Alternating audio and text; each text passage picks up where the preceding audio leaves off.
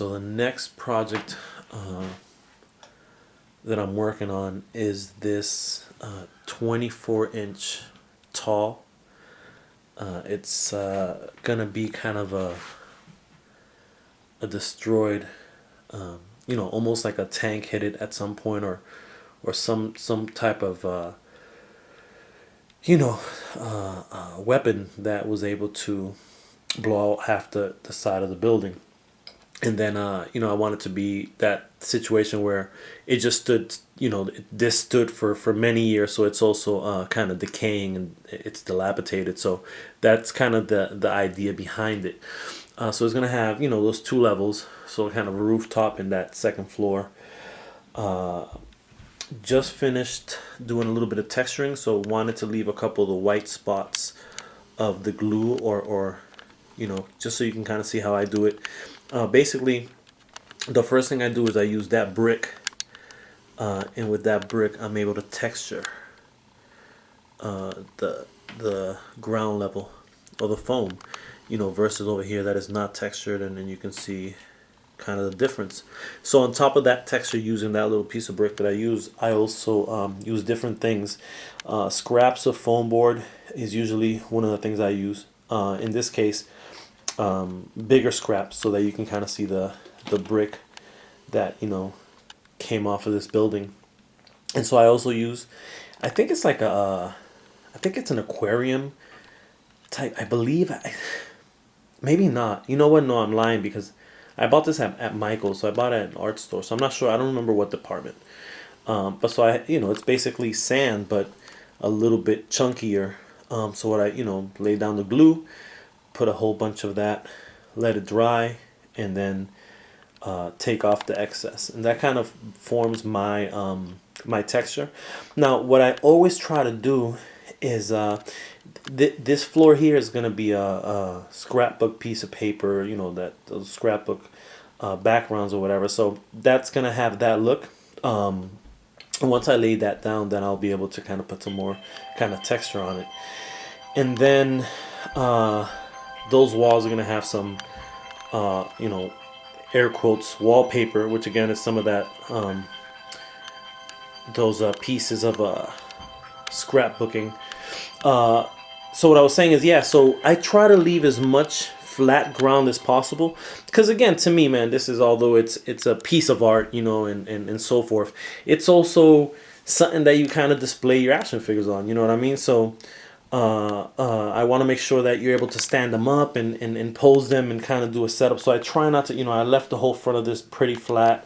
I'll leave a little section here flat where I don't do much in terms of adding any sand or anything like that. And then same thing with the back. I'll do the same thing in the back and on the floor there. And just, again, give it the opportunity for this person who's going to receive this dial to be able to pose his figures and have a flat surface to do it. These two, so the whole thing's held together by magnets. These two floors, you know what, I may be able to, basically it's set in place by magnets as well. So you have a magnet there, one there, one there. I didn't place the fourth one there because, I guess I could place it on one of these, but I just felt like when I put the floor in and it snapped together and I kind of give it that test, if you're going to stand up figures in here, you're going to be fine. Obviously, if you put like a couple of Incredible Hulks, which are usually bulkier figures, and it's going to collapse or it's going to fall. So, but for the most part, I feel pretty secure. If I hit it hard enough, it'll come off. But if you just pull some figures, it should be good. Did the same thing for that floor. Made the top kind of cement tiles, set on a cement structure. The hardwood floors, actually got some wasn't sure what to do with the bottom, because you can't really set cement or hardwood floor on cement. So I hit up EJ, who is someone who's been in the dial game for a long time and has a lot of expertise and experience, and he told me just to go with wood underneath. So I have to I had originally shaped as like chunky cement, and I'm gonna switch it up and make it a little flatter, or at the very least make it look like some damaged wood underneath that would be holding the hardwood floors up top. Busted out with 1, 2, 3 windows that are going to be intact, and then 2 windows that are not going to be intact. And wanted to put a little detail, so I added kind of that, you know, it's not going to look like wood, but just kind of that angle. I think when the light hits it certain ways and you catch those little shadows underneath within the toy photography, or when you're doing toy photography, I think it's a good look. So I always try to do little details like that. Yeah, fully collapsible. Biggest base I've ever worked on, but it's split right here in the middle and magnetized. And then this kind of comes off. And what I'm gonna do is, I already glued this piece down, and I'll glue some, probably that one in the back, and some other ones over here, so that you can just lay this on the base, and the weight should be enough where it doesn't have to be, you know, magnetized. You know, I'm gonna, you know, kind of add this little piece here, and again, it just kind of keeps it centralized in the weight of this, which isn't much weight, but there's still weight. The weight of that will set it right into place, and it won't move, and it'll be fine for toy photography, or even for displaying, because apparently he wants to display this as a centerpiece, and he actually wants to put acrylic around it. So I'm really interested to see how that's going to look. And this piece is going to Mexico. All right, so there's part 1. I'm done with the outside. Was able to do the back and the sides as well. And now I just need to work on texturing the floor and then painting, and I'm pretty much good to go. I should be done in less than a week. All right, yeah. All right, so I'm gonna bring you guys an update in a pretty unconventional way, as I usually have everything kind of up and propped up. This has been a very extensive project. It's a lot of details and a lot of moving parts, and trying to figure out how to lay things down, you know, for something that I had never done in terms of kind of a 360-degree type of dial. So, you know, it's broken down into 3 walls, and today I was able to kind of finish the framing on the windows, destroyed those little shutters, you know, some more framing. Pretty much done with the outside, and now I just started kind of painting the top, which would be kind of the rooftop wall. Second floor is going to be sandpapered, or excuse me, wallpapered, and then the first floor, I honestly still don't know. I think I'm just going to go with a traditional, maybe a molding kind of right in the middle of the wall. I'm still trying to figure that out, but that's pretty much the only thing that's left that's raw. Everything else is pretty much set in terms of the outside of the building. Definitely happy with the way the windows came out, and the way the framing on the window came out. Definitely happy with that. It's upside down, but like the details that I put in. Like, that's balsa wood that I kind of, I don't know if you can see it, but it's a piece of balsa wood. You know, one of the things that I try to take pride in is making sure that there's a lot of details.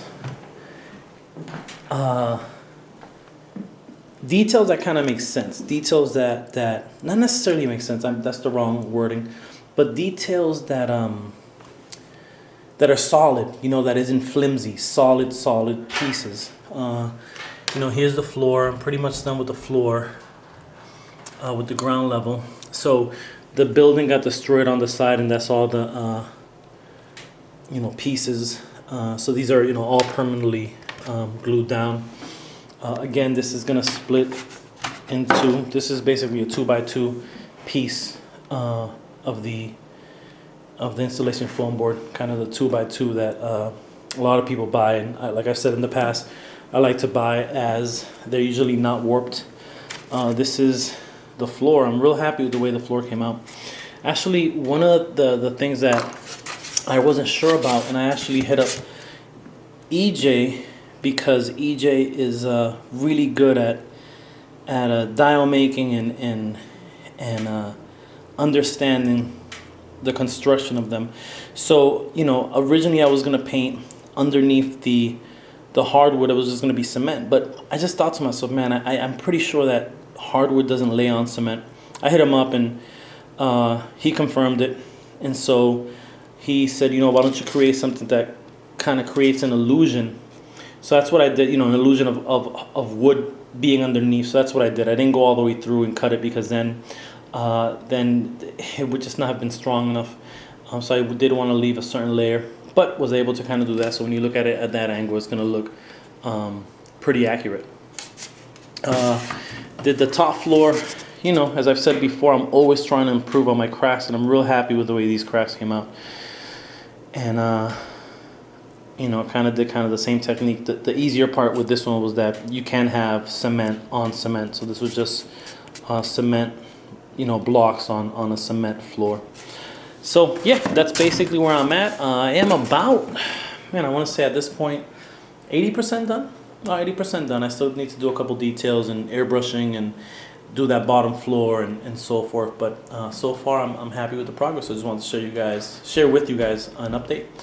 And my daughter, who you may have just heard in the background, is getting ready for us to go out and do something on this Saturday, this chilly Saturday afternoon.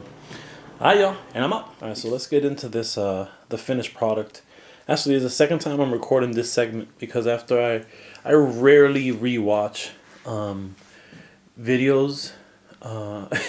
I just record them and then I just download them to YouTube, which is why there's not much editing. There's not much in terms of correcting myself. I call things what they're not, and I stumble across my words, and I do a lot of that for whatever strange reason.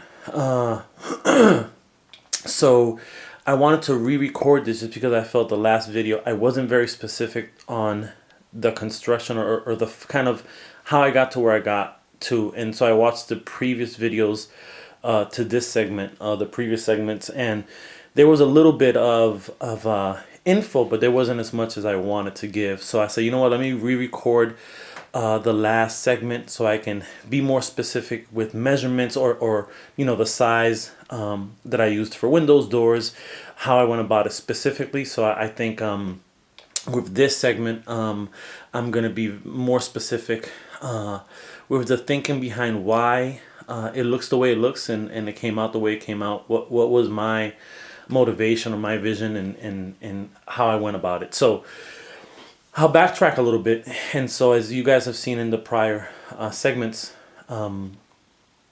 this is 24 inches tall, and it's the base is 2 feet by 2 feet. So it's 24 inches all the way across.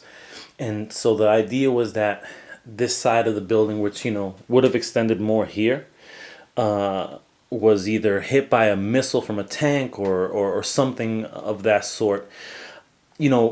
Usually when you have that kind of destruction, that bottom floor is never as clean as I have it.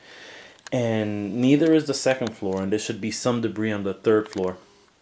But with the thinking behind it being that this is for action figure photography, I can't cloud the floor, I can't fill the floor, crowd the floor with too much debris, as it just won't give the user of this dial an opportunity to stand his figures up, pose them, and so forth. So I always try to leave areas that are smooth for that type of thing.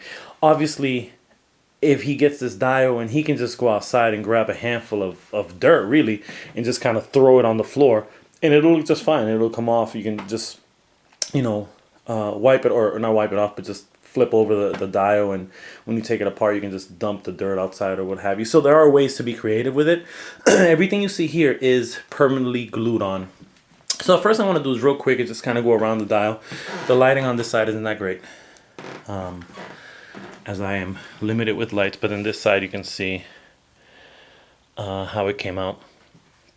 So fully magnetized, as you guys saw in one of the segments, which is great because it doesn't have to be this permanently. It can be broken down and put away and so forth. Again, this is supposedly going to be encased in an acrylic case, so it's probably going to be up permanent, but for shipping purposes, it's very important that I make it modular so that it doesn't break during shipping. I know that Chris, who's an amazing dial maker, I heard him mention not too long ago that a bunch of his dials end up broken by the time they get to the person who commissioned them. So, you know, that's something that I always keep in mind. And so I try to make it as, you know, make it as much as possible, make it so that we can break it down and it just won't get damaged during shipping. And I use bubble wrap and tissue paper, and I kind of go all out with the packing. So yeah, so let's start with the top floor. So as always, I'm always trying to improve on my cracks and make them look as realistic as possible. I thought these came out pretty good. I have 2 layers of cement here, so the idea was that you know, this was a cement ceiling, I guess, but also kind of the floor to the rooftop, and then I just put some cement tiles. So I wanted to distinguish the colors. Again, I'm big into contrast and seeing the difference in colors. And for example, that hardwood brown pops really good against that blue, light blue and white scrapbook paper / wallpaper. So that was the first thing that came to mind. I said, you know, I want to make sure I worked on that type of floor. So if you follow me and you see my dials, this is really usually kind of what I do. This is right up my alley. Obviously, I've done a bunch of other things that did include bricks. Apparently, there's a big movement on.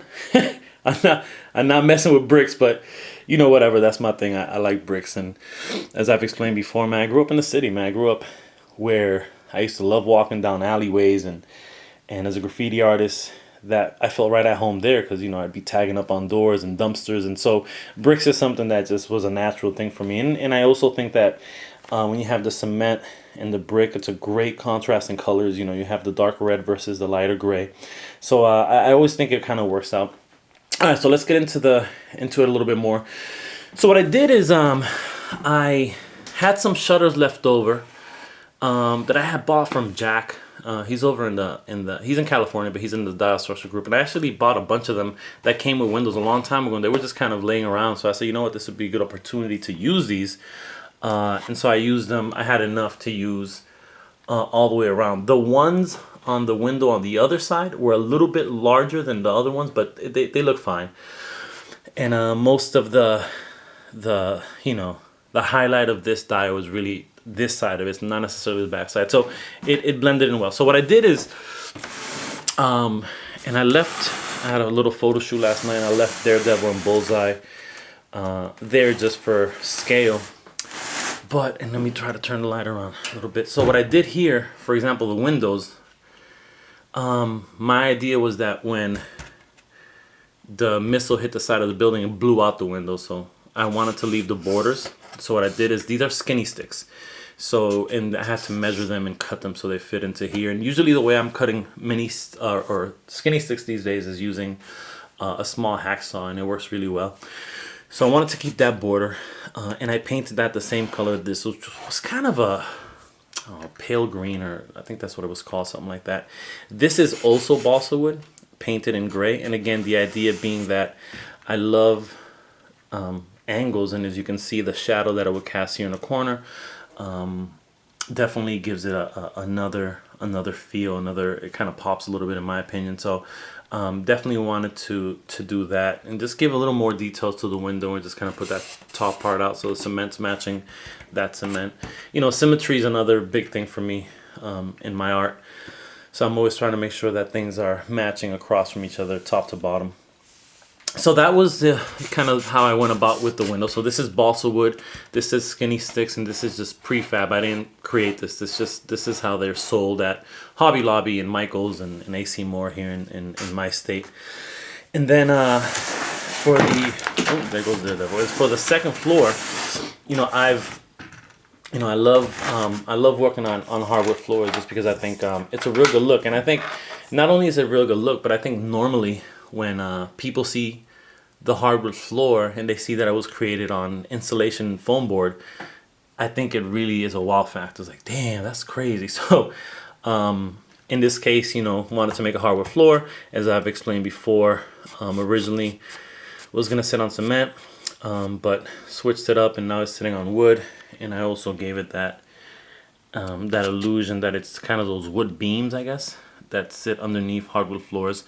Added some piping, some water piping And these are made out of just straws. I went to IKEA and got a whole boatload of straws for about $1 or $2, and then I spray paint them in that Rust-Oleum hammered spray paint, and it gives it that look of metal. So I went with that, and then on the top I just went with you know, broken glass and pieces of cement and brick. Left a little bit of a piece of glass there as well as there.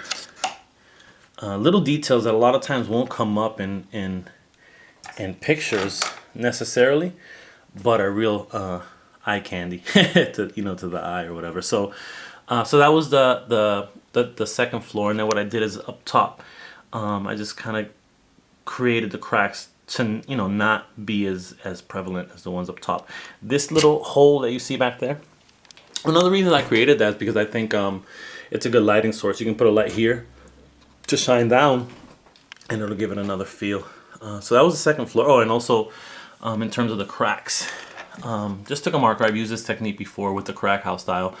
Just took a marker and a Sharpie. It was a Sharpie, like the extra fine Sharpie, and just kind of created those cracks around the windows. As I felt obviously this was impacted, didn't really do those windows just because there's not much of an impact there. The first floor, let's light this up a little bit better. And excuse the camera work, I just want to try to get as much lighting as I can in here. There we go. So the second floor, excuse me, the first floor, what I did is originally after I had built everything, that floor was just still raw pink. I didn't know what I was going to do until the very end, and I think at the end of it I figured that if I matched up the color of this scrapbook paper to the walls, it would be a good look. So I just went with kind of an old school, you know, with that type of border in the middle of the room like it used to be back in the day, and then just went with a regular cream colored ceiling and walls, and just went with like a yellow. I almost called it a pale yellow. It may be a pale yellow. I think I used pale yellow and pale green, which is just kind of a flatter type of color. And so the idea here again was that wanted to put as much debris as possible, but not clutter it too much with it. So here you see some pieces of the shutters, and you can see this is a piece of the floor up there. Same pattern. Same thing here. I followed the same pattern with the gray and the brick through some glass, which is just action figure packaging. Just cut it up. So that is how I created the glass, and then I kind of scratched it out a little bit with sandpaper, and then just put a little bit of a dry wash on it to give it that dirty glass look. Manhole cover I've been trying to add. I think it's a good little thing to have. It gives a little more realism and so forth. And then same thing there, just debris in the back. I went with a different, and there's a couple things I have to do before I ship it. I have to re-glue this. And so as you can see, the debris there, like kind of the little rocks that I use there. I did a mixture of gray and that brick color just to give the you know, two different levels of debris, where it's some brick is crushed up and some cement is crushed up. So I went with that look, and I thought it looked pretty good. And again, it's just that whole color contrast. Again, you know, I'm big into it, and I think it's always a good look. So yeah, man, this is pretty much it. This is it. Definitely happy with the way it came out. Happy with the choices that you know, the choices of wallpaper, which is scrapbook paper, and for the floor, as well as the wall on the second floor. Love the fact that it was three different looks for each of the floors. You know, again, I'm always trying to get as much as I can in terms of giving the new owner of this as many options for pictures, so you can do stuff with the windows and somebody jumping from here down with a rope. I mean, there's just so many possibilities with this, man. And I think part of the reason that this was probably my most expensive, the most expensive dio I've created, probably my best dial is because of the detail that goes into it, but not only the detail of the actual dial, but the thinking behind how he's going to approach it in terms of action figure photography, etc. And now what we can do, as I usually do, and I'm going to attempt to do this, and I should be able to, is the breakdown of the dial. Just because I always talk about how I can break it down, so why not break it down? So bear with me as the camera's going to go a little crazy. So magnetize. Top floor. Second floor. And let's put the light to shine there. Let's take bullseye out. And so then the way I was able to so this piece here can come straight up. And the reason I didn't magnetize it, because what I did instead is I kind of put little markers so it can set into place, so you can push it back and it won't go, you know, past where it should be, by just strategically placing these little pieces of debris so that it kind of encases this. But yeah, this is magnetized as well.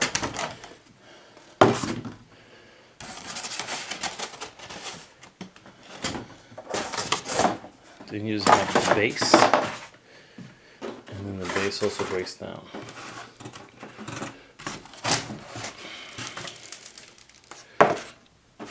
The last thing I haven't done is giving it that final kind of spray to seal the acrylic paint. So at the end of it, you get that broken down. Yeah, so feel free to ask me any questions. I'm pretty good about getting back to people on YouTube. I'm better on email. I'm at al.figures@gmail.com. You guys have any questions, I'm always willing to help out with any way I can, answer as many questions as I can. Yeah, until the next one, I'm out. Peace.